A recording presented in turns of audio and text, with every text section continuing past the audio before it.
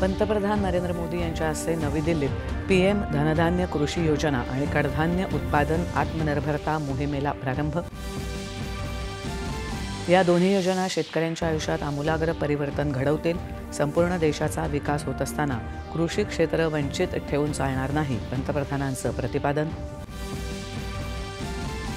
शेतकऱ्यांच्या उत्पन्नात वाढ करण्याबरोबरच पीक उत्पादकतेला बळकटी देण्याच्या उद्देशानं राज्यातल्या 9 जिल्ह्यातही या उपक्रमाची सुरुवात.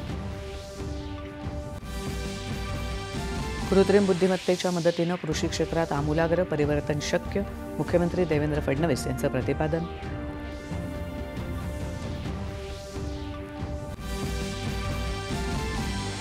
स्थानिक स्वराज्य संस्थांच्या निवडणुकात शक्य असेल तिथे युती आणि वेगळं लढल्यास मित्रपक्षांवर टीका न करण्याच्या सूचना दिल्याची मुख्यमंत्र्यांची माहिती. बिहारमध्ये विधानसभा निवडणुकीसाठी जागा वाटपाच्या घडामोडींना वेग, प्रमुख राजकीय पक्ष आणि आघाड्यांच्या बैठका.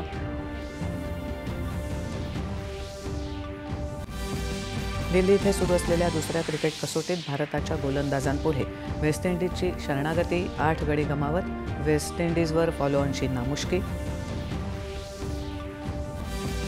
आणि महिला विश्वकरंडक क्रिकेट स्पर्धेत आज भारत आणि ऑस्ट्रेलिया यांच्यात विशाखापट्टणम इथे लढत.